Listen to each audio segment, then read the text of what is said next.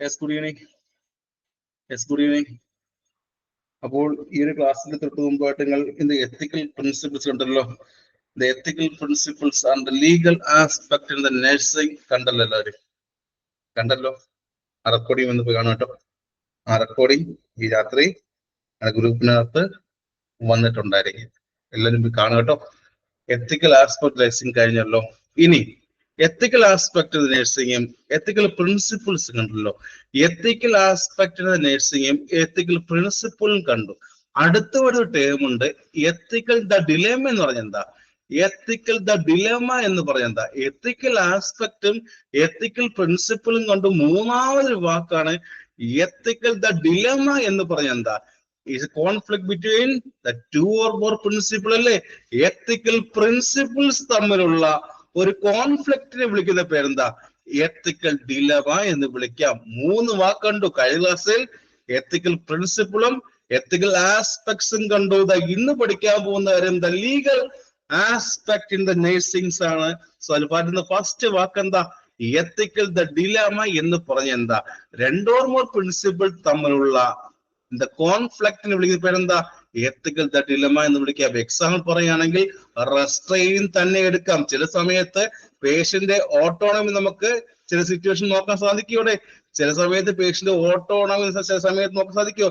ചിലപ്പോൾ physically restrain ചെയ്തില്ലെങ്കിൽ പ്രശ്നം ഉണ്ടാവും അല്ലേ? പേഷ്യന്റ് ബെഡിൽ നിന്ന് താഴെ വീണ് പ്രശ്നമാകാറില്ലേ? താഴെ വീണ് കയ്യോ കാലോ ഒടിയുന്ന സിറ്റുവേഷൻ ഉണ്ടാകാറില്ല, ഫ്രാക്ചർ ഒക്കെ വരാം. ആ പേഷ്യന്റ് ചോദിച്ചിട്ട് പേഷ്യന്റ് കഴിയാൻ സമ്മതിക്കോ? പേഷ്യന്റിനോട് ചോദിച്ചിട്ട് പേഷ്യന്റിനെ കെട്ടിയിടാൻ സമ്മതിക്കോ? ഇല്ല. അപ്പോൾ ഇവിടെ നോക്കുമ്പോൾ നമ്മൾ കുറെ ബെനിഫിറ്റ്സ് ഓഫ് പ്രിൻസിപ്പിൾ നോക്കണ്ടേ? ലോസ് ഓഫ് നഴ്സിംഗ് അല്ലെങ്കിൽ എത്തിക്കൽ ഡിലമയിലോട്ട് വരുമ്പോൾ നമ്മൾ കുറെ പ്രിൻസിപ്പിൾസ്, ശരിയായ കാര്യം ചെയ്യാൻ വേണ്ടി കുറെ പ്രിൻസിപ്പിൾസ് കൂടെ നോക്കാനായിട്ടുണ്ട് അല്ലെ? പേഷ്യന്റെ ഗുഡ് ഓർ ഹാം നോക്കി വേണം പെരുമാറാനുള്ളത് അല്ലെ? പേഷ്യന്റെ ആരോഗ്യത്തെ കൂടി നമ്മൾ കുറച്ചുകൂടി ശ്രദ്ധ കൊടുക്കണം. രണ്ട് പ്രിൻസിപ്പിൾ തമ്മിലുള്ള ഒരു കോൺഫ്ലിക്റ്റിനെ വിളിക്കുന്ന പേരെന്താ? എത്തിക്കൽ ഡിലമ എന്ന് വിളിച്ചൂടെ? രണ്ട് പ്രിൻസിപ്പിൾ തമ്മിലുള്ള ഒരു കോൺഫ്ലിക്റ്റിനെ വിളിക്കുന്ന പേരെന്താ? എത്തിക്കൽ ദ ഡിലമ എന്ന് വിളിച്ചൂടെ? അല്ലേ? നമുക്ക് ചിലപ്പോൾ താല്പര്യമില്ലാത്ത കാര്യം പോലും പേഷ്യന്റ് ചെയ്യേണ്ടി വരത്തില്ലേ? നമുക്ക് താല്പര്യമില്ലെങ്കിൽ പോലും പേഷ്യന്റെ ഗുഡിന് വേണ്ടി, പേഷ്യന്റെ ഗുണത്തിന് വേണ്ടി നമുക്ക് ചെയ്യുന്നതിനുണ്ടോ? നമുക്കൊരു കാര്യം പേഷ്യനോട് ചെയ്യണം താല്പര്യം ഇല്ല എങ്കിലും പേഷ്യന്റ് നല്ലതിന് വേണ്ടി നമുക്ക് ചെയ്യേണ്ടി വരത്തില്ലേ? അല്ലെ? ഇവിടെ അതുപോലെ ഡിലമ എന്ന് പറയുന്നത് അല്ലെ? ടേംസ് മറക്കരുത്. എത്തിക്സും പ്രിൻസിപ്പിളും കണ്ടില്ലേ? എത്തിക്സിന്റെ പ്രിൻസിപ്പിൾ കണ്ടതുപോലെ എത്തിക്കൽ ദ ഡിലമയും കാണുക. ഇവിടെ നമുക്ക് അറിയാനുള്ളത് the common the laws in the nursing. ചോദ്യം വരും, the common the laws in the nursing വളരെ ഇമ്പോർട്ടന്റ് ആണ്. The laws in the nursing എന്തിനെ കുറിച്ചാണ് പറയുന്നത്? ലീഗൽ ആസ്പെക്ട് എപ്പോഴും എന്തിനെ കുറിച്ചാണ് പറയുന്നത്? എക്സാമിന് 4 ചോദ്യം, കഴിഞ്ഞ എക്സാമിന് 4 ചോദ്യം കണ്ടിന്യൂസ് ആയി ചോദിച്ചൊരു സംഭവമാണത്. Laws in the nursing and the legal aspect nursing എന്തിനെ കുറിച്ചാണ് പറയുന്നത്? ടോർട്ടല്ലേ നോക്കാം. എന്താ ടോർട്ട് എന്ന് പറഞ്ഞ എന്താ? ടോർട്ട് എന്ന് പറഞ്ഞ എന്താ? ഇവിടുന്ന് കഴിഞ്ഞ എക്സാമിന് 2 ക്വസ്റ്റ്യൻ ഉണ്ടായിരുന്നു. അത് മുമ്പത്തെ എക്സാമിന് 4 ചോദ്യം ഉണ്ടായിരുന്നു. കഴിഞ്ഞ എക്സാമിന് 2 ചോദ്യം, അത് മുമ്പത്തെ എക്സാമിന് 4 ചോദ്യം ഉണ്ടായിരുന്നു. എന്താണ് ടോർട്ട് എന്ന് പറഞ്ഞ എന്താ? ടോർട്ട് ഈസ് ഒരു പേഴ്സണോടോ ഒരു പ്രോപ്പർട്ടിയോടോ ചെയ്യുന്ന റോങ്ഫുൾ ആയിട്ടുള്ള ആക്ടിനെ വിളിക്കുന്ന പേരെന്താ? ഒരു പേഴ്സണോടോ ഒരു പ്രോപ്പർട്ടിയോടോ റോങ്ഫുൾ ആയിട്ടുള്ള ആക്ട് ചെയ്താൽ എന്ത് വിളിക്കാം? ടോർട്ട് വിളിച്ചൂടെ? ടോർട്ട് വിളിച്ചൂടെ? ഒരു വ്യക്തിയോടോ ഒരു പ്രോപ്പർട്ടി ആയിക്കോട്ടെ, ഒരു വ്യക്തി ആയാലും ഒരു പ്രോപ്പർട്ടി ആയാലും അയാളുടെ സ്വാതന്ത്ര്യത്തിനെ എതിർത്ത് കഴിഞ്ഞാൽ അതിന്റെ റോങ്ഫുൾ ആക്ട് അല്ലേ? ശരിയല്ലേ? ശരിയല്ലേ? ശരിയല്ലേ? അല്ലേ? ആ, 2 വാക്കുണ്ട്. ഇത് സിവിൽ ആൻഡ് ക്രിമിനൽ എന്ന് പറയാൻ എന്താ? സിവിലും ക്രിമിനലും തമ്മിൽ വ്യത്യാസം എന്താണ്? സിവിലും ക്രിമിനലും തമ്മിൽ വ്യത്യാസം എന്താ? ഇത് ക്രിമിനൽ ഓഫൻസ്, ഇത് ഒഫൻസ് എന്നും സിവിൽ ഒഫൻസ് എന്നും കേൾക്കാറില്ല. എന്താണ് ഇത്? ഒരാളുടെ ജീവിക്കാനുള്ള അവസരത്തെ അവ്യക്തമാക്കാൻ എന്താ? ക്രിമിനൽ അല്ലേ? അല്ലേ? ജീവിക്കാനുള്ള അവസരത്തെ എതിർക്കുക എന്താ? ഇത് ക്രിമിനൽ അല്ലേ? അല്ലേ? അല്ലേ? ആണോ? അറിയാൻ പറഞ്ഞില്ല. സിവിലും ക്രിമിനൽ വ്യത്യാസം അറിയാമാർക്കെങ്കിലും? സിവിലും ക്രിമിനൽ വ്യത്യാസം അല്ലേ?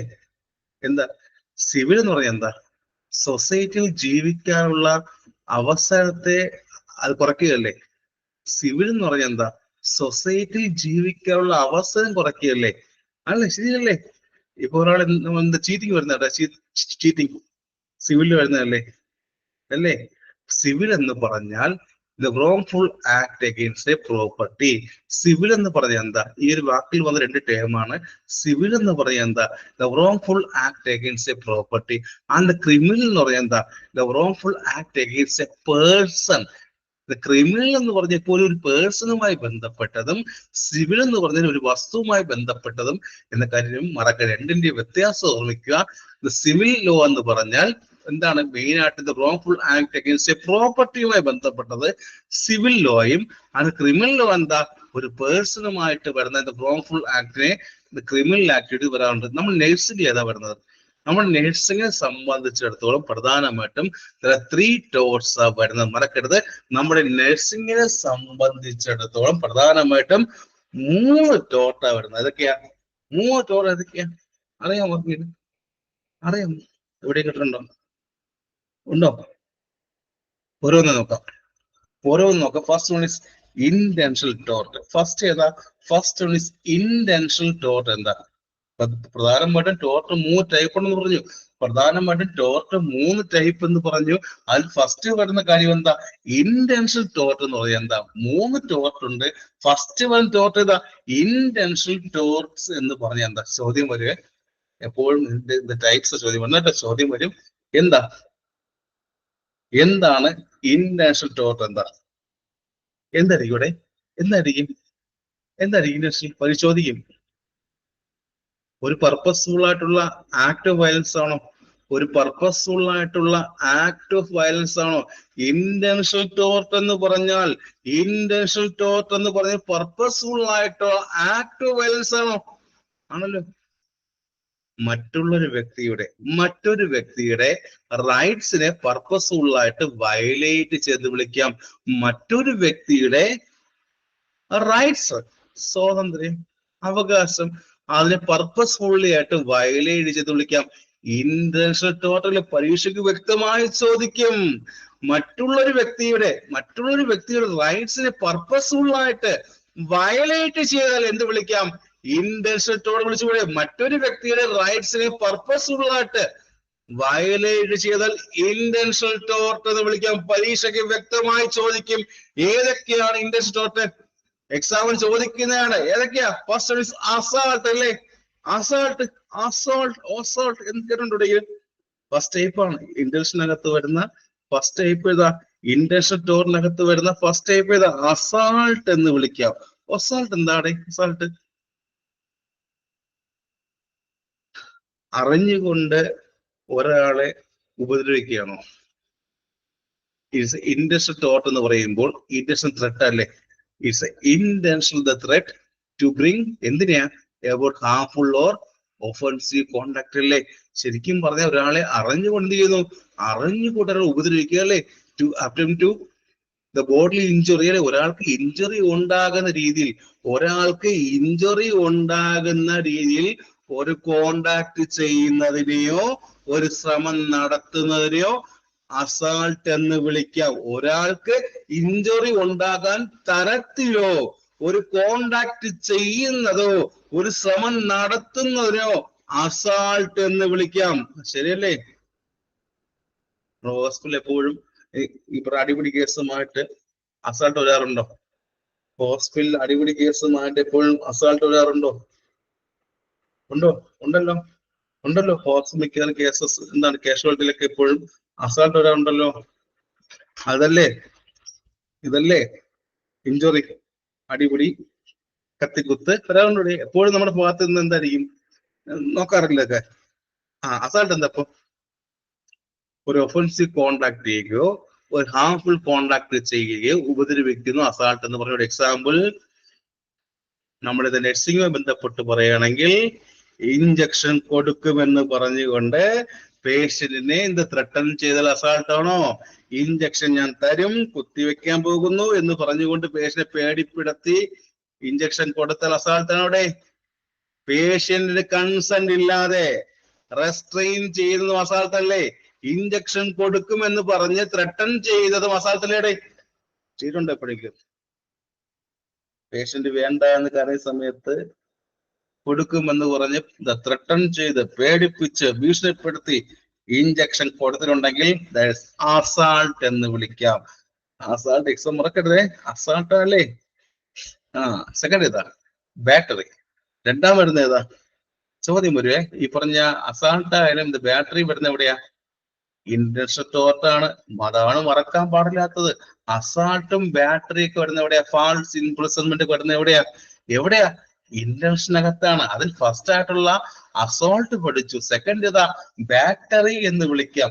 ഇന്റൻഷണൽ ടോറിനകത്ത് വരുന്ന അടുത്തൊരു കാര്യമാണ് ബാറ്ററി എന്ന് പറയുന്നത്. ബാറ്ററി നമ്മൾ ഇത് ക്ലോക്കിൽ ഇരുന്ന ബാറ്ററി ആണോ? ക്ലോക്കിൽ ഇടുന്ന ബാറ്ററി ആണോ ഈ ബാറ്ററി? ആണോ അവിടെ? എന്താ ഇത് battery? Intentional touching without consent അല്ലെ? ഒരാളുടെ കൺസെന്റ് ഇല്ലാതെ എന്ത് ചെയ്യുന്നു? ഒരാളുടെ കൺസെന്റ് ഇല്ലാതെ അയാളുടെ ദേഹത്ത് തൊടുക അല്ലേ? ഒരാളുടെ കൺസെന്റ് ഇല്ലാതെ, പേഷ്യന്റിന്റെ കൺസെന്റ് ഇല്ലാതെ പേഷ്യന്റെ ദേഹത്തെ തൊട്ടെന്ന് വിളിക്കട്ടെ ബാറ്ററി എന്ന് വിളിക്കുക അല്ലെ? പേഴ്സന്റെ കൺസെന്റ് ഇല്ലാതെ ആ ഒരു പേഴ്സന്റെ ദേഹത്ത് ടച്ച് ചെയ്യുന്ന ബാറ്ററി എന്ന് വിളിക്കുക അല്ലെ? ഒരാൾക്ക് കൺസെന്റ് ഇല്ലാത്തൊരു അവസരത്തിൽ അയാളുടെ ദേഹത്ത് തൊടുന്ന എന്ന് വിളിക്കാം ബാറ്ററി എന്ന് വിളിച്ചൂടെ? വിളിച്ചൂടെ? ശരിയല്ലേ? അപ്പൊ ബാറ്ററി അസാൾട്ട് വരുന്നതാണോ? ശരിയല്ലേ? Battery is always including assault അല്ലേ? ഇവിടെ പേഷ്യന്റ് തൊടുന്നത് ഹാം ചെയ്യണം എന്ന് ഉദ്ദേശമല്ലല്ലോ.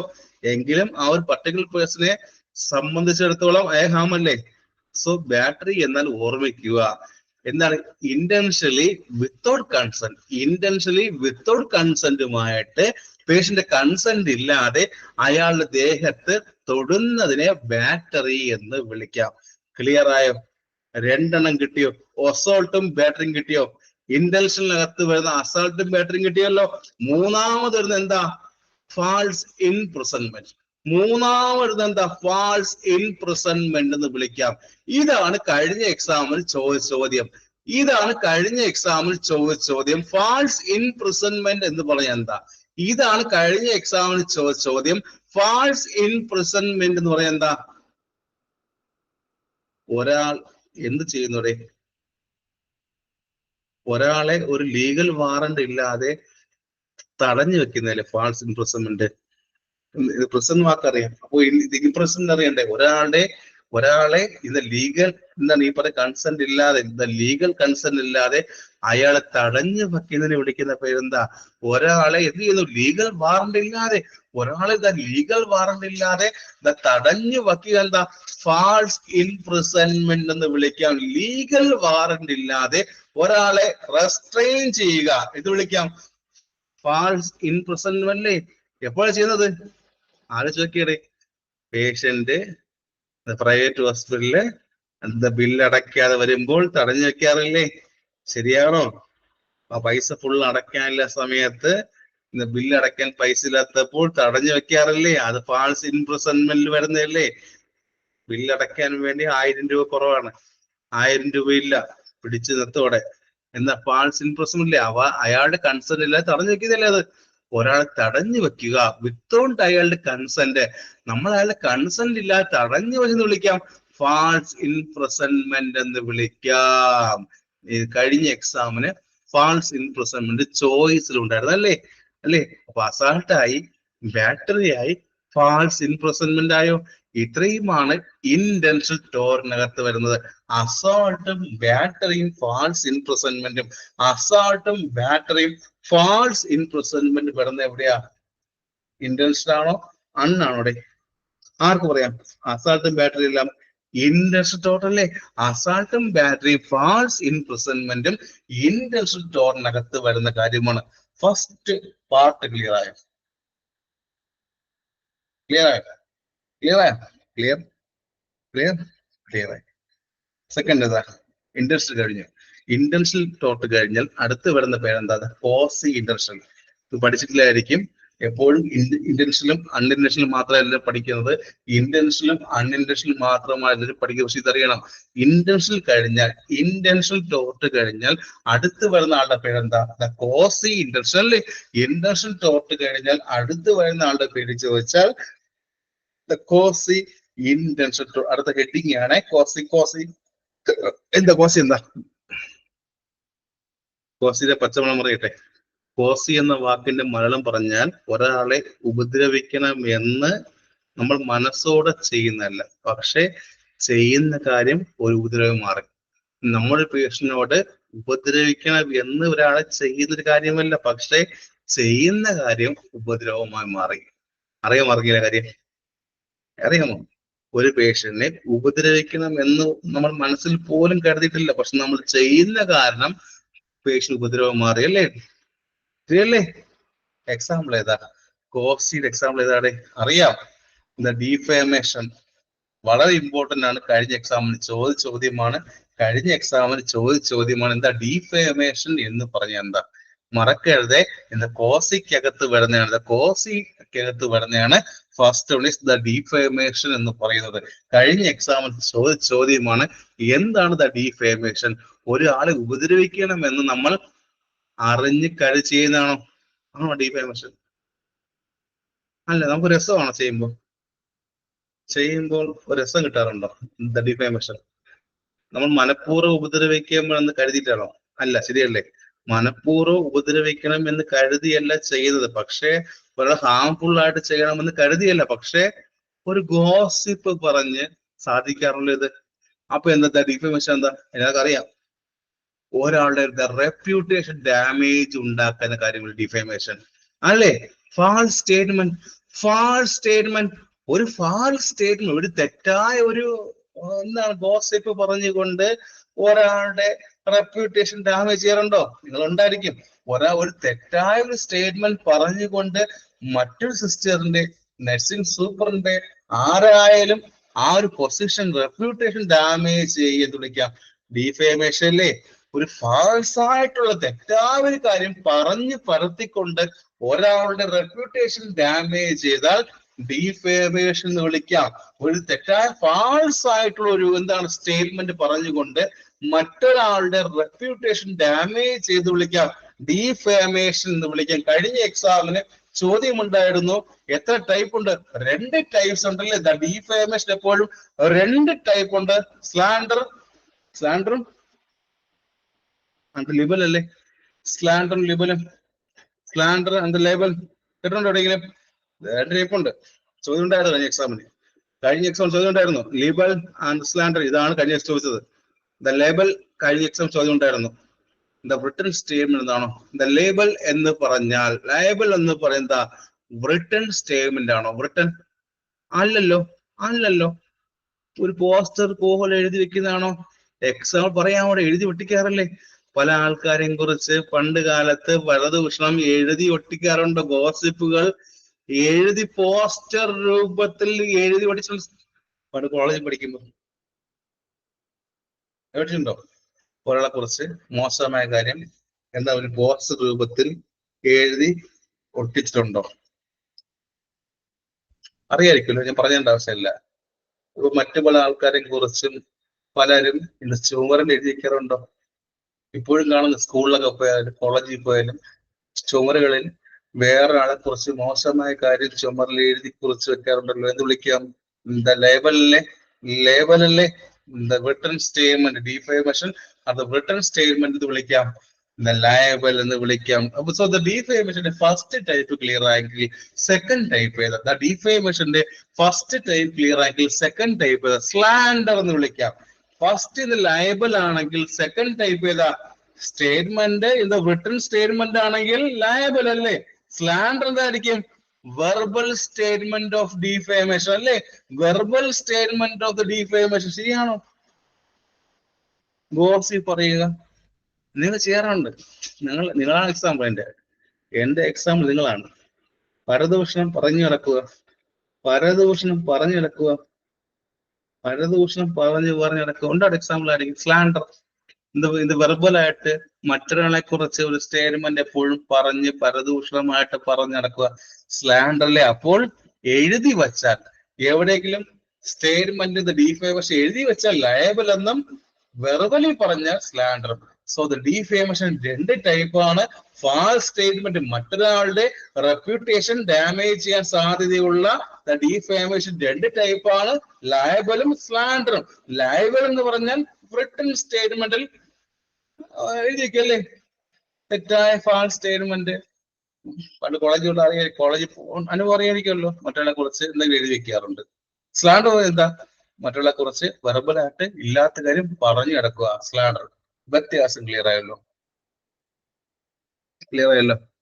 അപ്പോൾ ഡിഫേമേഷൻ ഒരാളെ കുറിച്ച് അനാവശ്യം പറഞ്ഞതായിരിക്കട്ടെ, അനാവശ്യം പറഞ്ഞുകൊണ്ട് ഒരാളുടെ റെപ്യൂട്ട് ഡാം ഇത് വിളിക്കാം പറഞ്ഞ വെർബലി സ്ലാൻഡർ.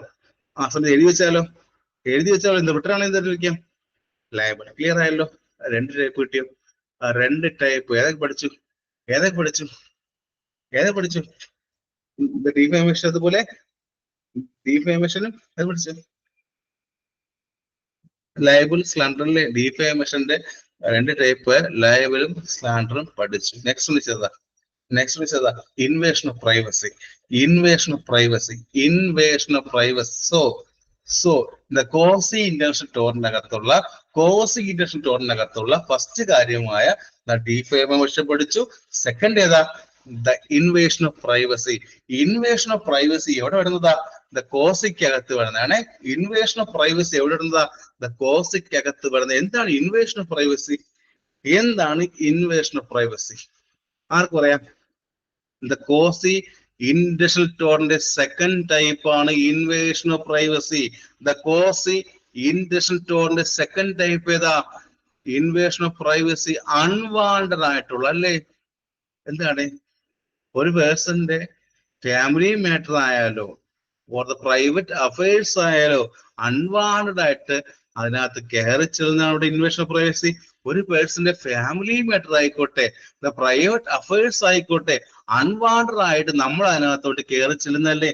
നിങ്ങൾ ചിലരുണ്ടല്ലോ അവിടെ, ഒരു സിസ്റ്റർ ആയിക്കോട്ടെ, സിസ്റ്ററിന്റെ ഫാമിലി മാറ്റർ ആയിക്കോട്ടെ, സിസ്റ്ററിന്റെ പ്രൈവറ്റ് അഫയേഴ്സ് ആയിക്കോട്ടെ, അതിനകത്തേക്ക് അൺവാണ്ടഡ് ആയിട്ട് നമ്മൾ കയറിപ്പോയാൽ ഇൻവേഷൻ ഓഫ് പ്രൈവസി. മറക്കരുത്, നിങ്ങളുടെ കൂടെയുള്ള ഒരു സിസ്റ്ററിന്റെ ഫാമിലി മാറ്ററിലോട്ടായാലും ആ സിസ്റ്ററിന്റെ എന്താണ് ദ പ്രൈവറ്റ് അഫയേഴ്സ് ആയാലും അതിലോട്ട് അൺവാണ്ടഡ് ആയിട്ട് നമ്മൾ ആരെങ്കിലും കടന്നു കയറി കഴിഞ്ഞാൽ invasion of privacy is otherwise known as violating confidentiality. Invasion of privacy is otherwise known as violation of confidentiality. മറക്കരുത്, ഒരാളുടെ കോൺഫിഡൻഷ്യാലിറ്റി വയലേറ്റ് ചെയ്യുക എന്ന് എന്താ? ഇൻവേഷൻ ഓഫ് പ്രൈവസി എന്ന് വിളിക്കാം. ഒരാളുടെ കോൺഫിഡൻഷ്യാലിറ്റി വയലേറ്റ് ചെയ്ത് കടന്നു കയറി കഴിഞ്ഞാലും ഇൻവേഷൻ ഓഫ് പ്രൈവസി എന്ന് വിളിക്കാം. ഒരു പേഴ്സന്റെ പ്രൈവറ്റ് അഫയേഴ്സ് ആയാലും ഫാമിലി മാറ്റേഴ്സ് ആയാലും അവരുടെ അനുവാദം കൂടാതെ അതിലേക്ക് കടന്നു കയറിയാൽ ഇൻവേഷൻ ഓഫ് പ്രൈവസി എന്ന് വിളിക്കാം. സോ ചോദ്യം വരും, ഇൻവേഷൻ ഓഫ് പ്രൈവസിയും ആൻഡ് ഡിഫേമേഷനും എന്തിന്റെ ടൈപ്പാ? ഇൻവേഷൻ ഓഫ് പ്രൈവസിയും ആൻഡ് ഡിഫേമേഷനും ദ കോസി ഇന്റൻഷൻ ടോർട്ട് ടൈപ്പാണ്. മറക്കരുത്, ഇൻവേഷൻ ഓഫ് പ്രൈവസിയും ആൻഡ് ഡിഫേമേഷനും കോസി ഇൻഡസ്ട്രിയൽ ടൈപ്പ് ആണ്. The battery, false imprisonment, assault എന്തിന്റെ ടൈപ്പാ? അസോൾട്ടും ബാറ്ററി ഫാൾസ് ഇംപ്രിസൺമെന്റ് ആണെങ്കിൽ ഇന്റൻഷനകത്ത്. സോ ഇന്റൻഷൻ ടോർട്ട് മൂന്ന് ടൈപ്പ് ഏതൊക്കെയാ? അസോൾട്ട് ഉണ്ട്, ത്രട്ടൺ ചെയ്യുക. ബാറ്ററി ഉണ്ട്, കൺസെന്റ് ഇല്ലാതെ ടച്ച് ചെയ്യുക. ഫാൾസ് ഇംപ്രിസൺമെന്റ് റെസ്ട്രെയിൻ ചെയ്യുക, ലീഗൽ വാറന്റ് ഇല്ലാതെ റെസ്ട്രെയിൻ ചെയ്യുക. മൂന്ന് ടൈപ്പും ഇന്റൻഷനകത്ത്. കോസിക്കകത്താണെങ്കിൽ രണ്ടുപേർ ഡിഫേമേഷൻ, ഫാൾസ് സ്റ്റേറ്റ്മെന്റ്, ഒരാളുടെ റെപ്യൂട്ടേഷൻ ഡാമേജ് ചെയ്യാൻ വേണ്ടി നമ്മൾ കൊടുക്കുന്ന ഫാൾസ് സ്റ്റേറ്റ്മെന്റ് എന്താ? ഡിഫേമേഷൻ. രണ്ട് ടൈപ്പ് ഏതൊക്കെയാ? ലയബിളും സ്ലാൻഡറും. റിട്ടൺ സ്റ്റേറ്റ്മെന്റിൽ ദ ഡിഫേമേഷൻ ചെയ്താൽ ലയബിൾ എന്ന് വിളിക്കാം. വെർബൽ സ്റ്റേറ്റ്മെന്റിൽ ദ ഡിഫേമേഷൻ ചെയ്തു കഴിഞ്ഞാൽ സ്ലാൻഡർ എന്ന് വിളിക്കാം. മൂന്ന് ടൈപ്പ് ഏതാ? ഇൻവേഷൻ ഓഫ് പ്രൈവസി, ഒരാളുടെ പ്രൈവറ്റ് അഫയേഴ്സിലോട്ടും ഫാമിലി മാറ്റേഴ്സിലോട്ടും അവരുടെ അനുവാദം ഇല്ലാതെ കടന്നു കയറി കഴിഞ്ഞാൽ ഇൻവേഷൻ ഓഫ് പ്രൈവസി എന്ന് വിളിക്കാം. ഇൻവേഷൻ ഓഫ് പ്രൈവസി വിളിക്കുന്ന മറ്റൊരു പേരെന്താ? Violating confidentiality. കിട്ടിയോ? ഇന്റൻഷനും quasi sub types, intention quasi sub types. Clear ആയല്ലോ? ചോദ്യം വരും. മൂന്നാമത്തെ കാര്യം എന്താ? അൺഇന്റൻഷണൽ ടോട്ട്. മൂന്നാമത് എന്താ? അൺഇന്റൻഷണൽ ടോട്ട്. എന്താണ് അൺഇന്റൻഷണൽ ടോട്ട്? എന്തായിരിക്കും? എന്തായിരിക്കും?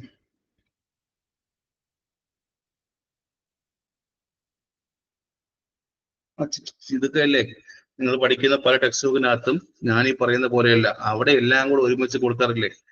ഞാൻ രണ്ട് ടൈപ്പ് പറഞ്ഞില്ലേ, ഇപ്പൊ കോസിയും അൺഇന്റൻഷനും. ഇന്റൻഷനും കോസിയും അൺഇന്റൻഷനും 3 ടൈപ്പായിട്ടാ പറയുന്നത്.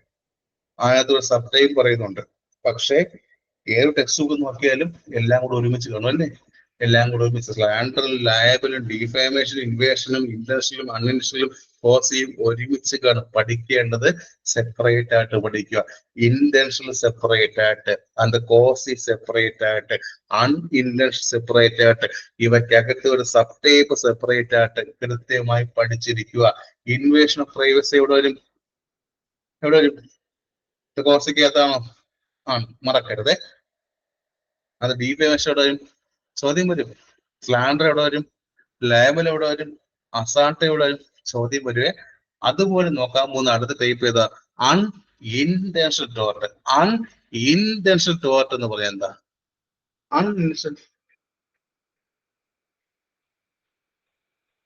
ആർക്ക് പറയാം? അൺഇന്റൻഷണൽ ആർക്ക് പറയും? ആർക്ക് പറയും?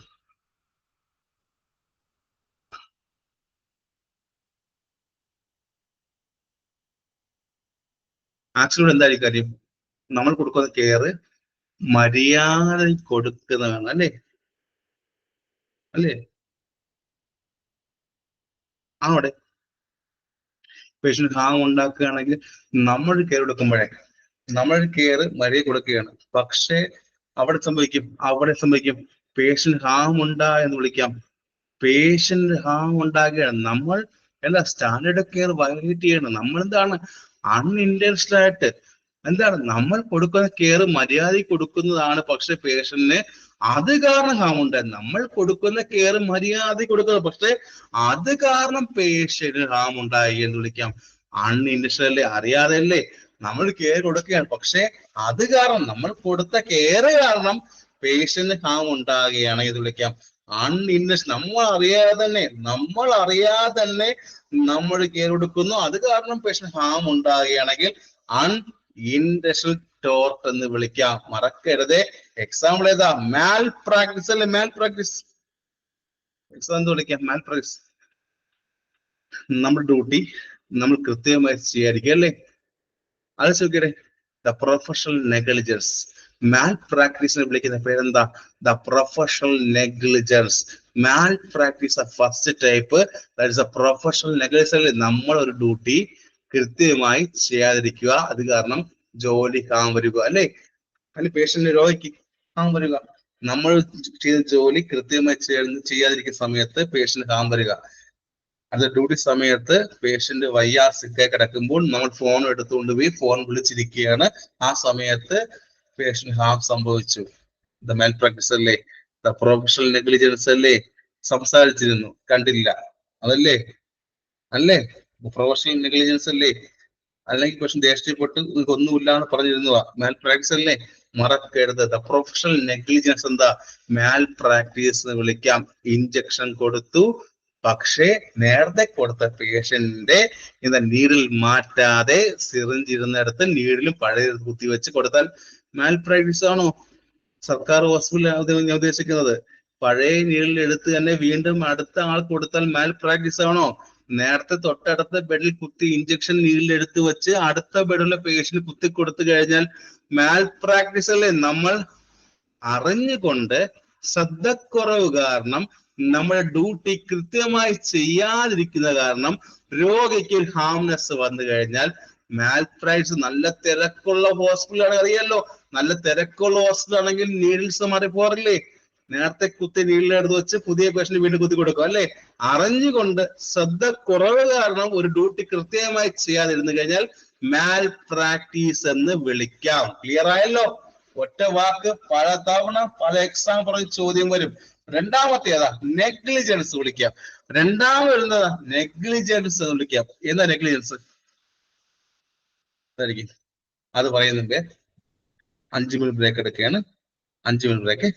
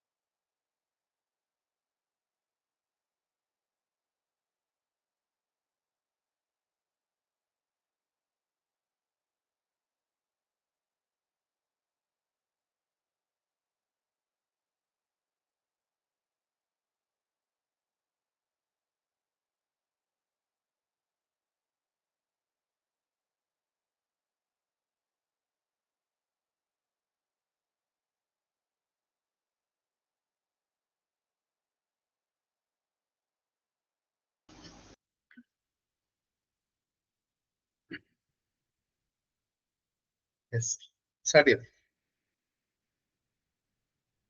സ്റ്റാർട്ട് ചെയ്യാം. സ്റ്റാർട്ട് ചെയ്യാൻ മുടി. സ്റ്റാർട്ട് ചെയ്യാൻ മുടി. അപ്പോൾ ഇന്ന് മാൽ പ്രാക്ടീസ് ക്ലിയറിലൂടെ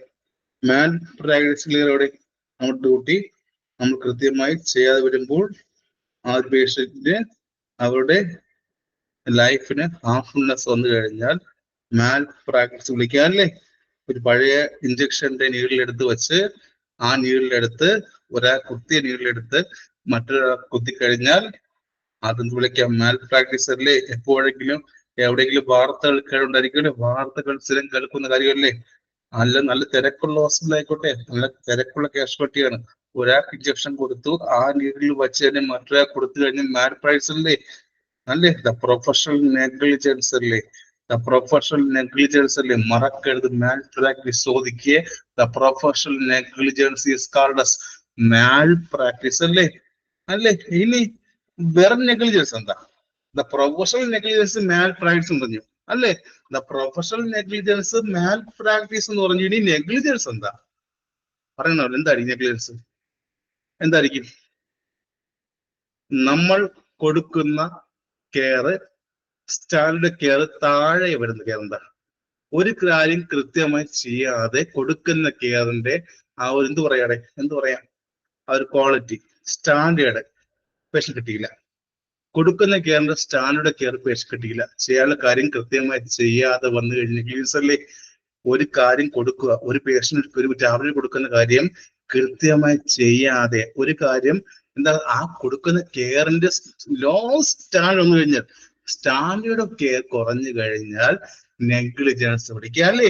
സ്റ്റാൻഡേർഡ് ഓഫ് കെയർ കുറഞ്ഞു കഴിഞ്ഞാൽ നെഗ്ലിജൻസ് വിളിക്കാം. സ്റ്റാൻഡേർഡ് ഓഫ് കെയർ കുറഞ്ഞു കഴിഞ്ഞാൽ നെഗ്ലിജൻസ് എന്നാണ് വിളിക്കുന്നത്. അപ്പൊ മറക്കരുത്, എന്താണ് മാൽ പ്രാക്ടീസ്? എന്താ? The professional negligence. Mal practice എന്നും നെഗ്ലിജൻസ് എന്താ? കൊടുക്കുന്ന സ്റ്റാൻഡേർഡ് കെയറിന്റെ സ്റ്റാൻഡേർഡ് കുറഞ്ഞു കഴിഞ്ഞാൽ, വളരെ ലോ ആയിട്ടുള്ള സ്റ്റാൻഡേർഡ് കെയർ കൊടുത്തു കഴിഞ്ഞാൽ നെഗ്ലിജൻസ് വിളിക്കാം. ചോദ്യം വരും, ദ പ്രൊഫഷണൽ നെഗ്ലിജൻസ് വിളിക്കപ്പെടുന്ന ചോദ്യം വരും. The professional negligence is called as malpractice അല്ലേ? അല്ലേടേ? അല്ലേടേ? ഇതല്ലേ? ഇത് നെഗ്ലിജൻസ് എന്താ? അതിന് ബെസ്റ്റ് എക്സാം പറഞ്ഞുതരാം. ഇത് നെഗ്ലിജൻസിന്റെ വളരെ വ്യക്തമായ എക്സാം പറഞ്ഞുതരാം. എന്തായിരിക്കും? ചെയ്യുന്ന കാര്യം, ഒരു കാര്യം തെറ്റായി ചെയ്യുക. ഇറ്റ്സ് ആക്ട് ഓഫ് എന്ത് വിളിക്കാം? Commission. It's act of commission എന്ന് പറയാൻ എന്താ? ചെയ്യുന്ന കാര്യം തെറ്റായി ചെയ്യുക. ആൻഡ് ആക്ട് ഓഫ് ഒമിഷൻ എന്ന് പറഞ്ഞാൽ എന്താ? ആക്ട് ഓഫ് ഒമിഷൻ എന്ന് പറഞ്ഞാൽ എന്താ? എന്തായിരിക്കും? ഒന്നുകിൽ ചെയ്യാതിരിക്കുക. ആക്ട് ഓഫ് കമ്മീഷൻ, നെഗ്ലിജൻസ് എന്ന് പറഞ്ഞാൽ ആക്ട് ഓഫ് കമ്മീഷൻ എന്ന് പറഞ്ഞാൽ എന്താണ്?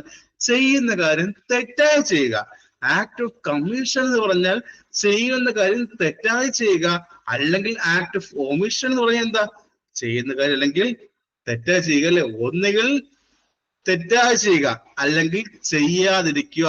നെഗ്ലിജൻസ് തന്നെ രണ്ട് തരത്തിലാണ്. എപ്പോഴും നെഗ്ലിജൻസ് തന്നെ രണ്ട് ടൈപ്സ് ആണ്. ഇതാ ആക്ട് ഓഫ് കമ്മീഷനും ആക്ട് ഓഫ് ഒമിഷനും. നെഗ്ലിജൻസ് രണ്ട് ടൈപ്പാണ്, ആക്ട് ഓഫ് ഒമിഷനും ആക്ട് ഓഫ് കമ്മീഷനും. ഒമിഷൻ എന്ന് പറഞ്ഞാൽ എന്താ? ചെയ്യുന്ന കാര്യം തെറ്റായി ചെയ്യുക. ആക്ട് ഓഫ് ഒമിഷൻ എന്താ? എന്തായിരിക്കും അവിടെ? ചെയ്യാതിരിക്കുക അല്ലേ? ഇഞ്ചക്ഷൻ കൊടുക്കേണ്ട ഇഞ്ചക്ഷൻ കൊടുക്കാതിരുന്നു കഴിഞ്ഞാൽ ഒമിഷൻ അല്ലേ? ശരിയല്ലേ? അല്ലേ?